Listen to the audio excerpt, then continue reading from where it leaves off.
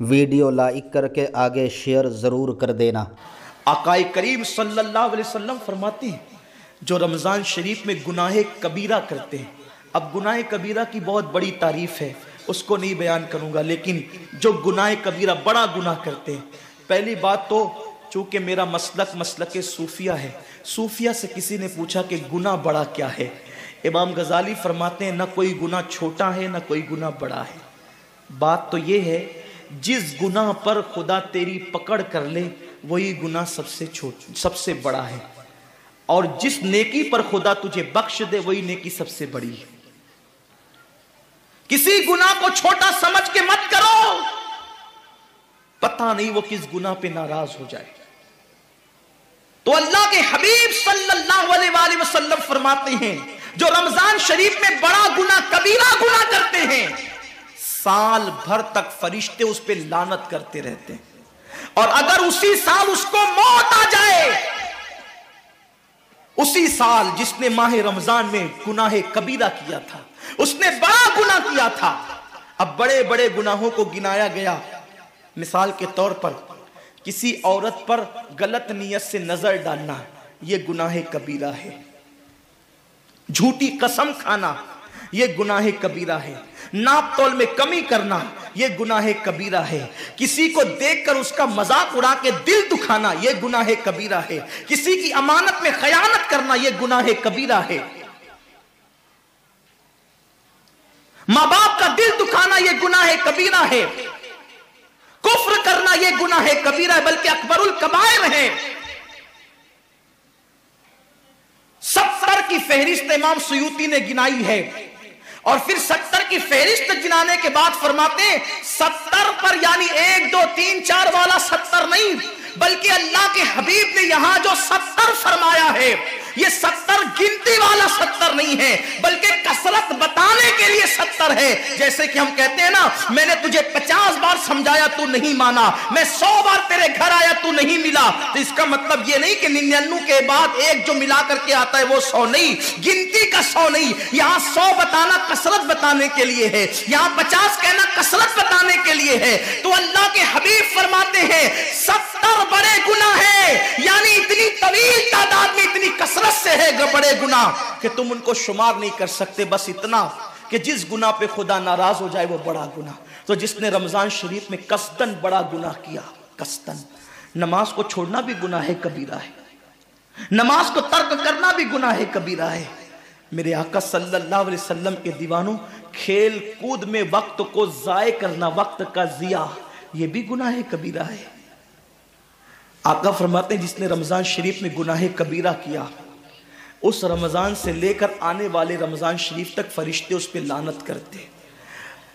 یہ لعنت کیا ہے؟ لعنت سمجھتے ہیں؟ لعنت کا مطلب یہ ہے جس پہ لعنت پڑی وہ ہمیشہ کے لیے اللہ کی رحمت سے دور ہو گیا۔ انسان کی لعنت کیا ہے؟ انسان کی لعنت، ایک جانور پر حضور علیہ الصلوۃ والتسلیم کسی صحابی کے جانور پر بیٹھے تھے، وہ دھیرے چل رہا تھا،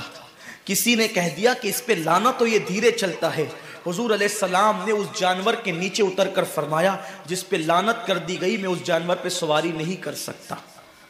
یہ ایک انسان کی لعنت کا اثر ہے،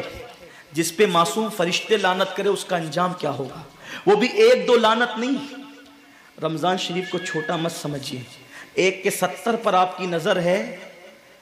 گناہ نیکیوں کی کثرت پہ آپ کی نظر ہے، گناہوں کی تباہی پہ آپ کی نظر نہیں ہے۔ اللہ کے رسول صلی اللہ علیہ وسلم نے فرمایا جیسے ماہ رمضان شریف میں نیکیوں کا درجہ بڑھ جاتا ہے، ویسے ماہ رمضان شریف میں گناہوں کا بھی معاملہ بڑھ جاتا ہے۔ یعنی اگر رمضان شریف میں تم 1 گناہ کرو گے تو اور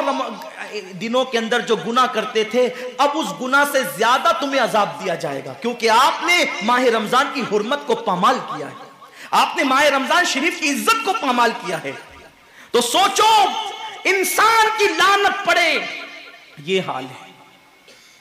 تو جس پہ فرشتوں کی، وہ بھی 1 2 نہیں، پورے سال تک فرشتے لعنت کرتے ہیں، اور اللہ کے نبی صادق و مصدوق نبی نے فرمایا کہ اگر وہ اسی سال رمضان شریف آنے سے پہلے مر جائے تو اس کے پاس کوئی نیکی نہیں ہوگی جو اس کو جہنم کی آگ سے بچا سکے، اور اس کا ٹھکانہ تو جہنم ہی ہوگا۔ खुदा के लिए अपने हाल पे रहम करो, अपने आप को जहन्नम का ईंधन मत बनाओ।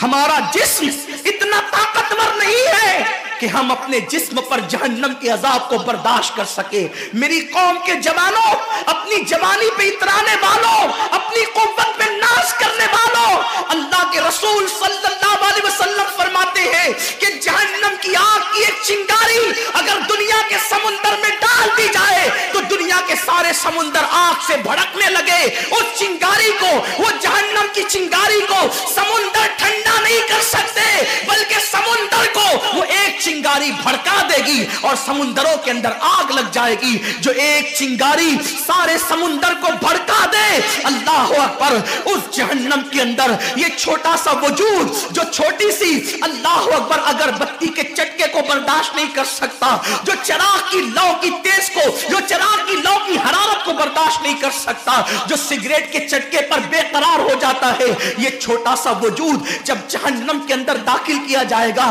उस वक्त इस वजूद का क्या होगा। मेरे आका मुस्तफा जान रहमत फरमाते हैं कि जब पहाड़ों को जहन्नम में डाला जाएगा तो पहाड़ ऐसे पिघलने लगेंगे जैसे नमक को पानी में डालने से नमक पिघलने लगता है। वीडियो अगर अच्छा लगा हो तो लाइक करके आगे शेयर ज़रूर कर देना। अल्लाह हाफिज़।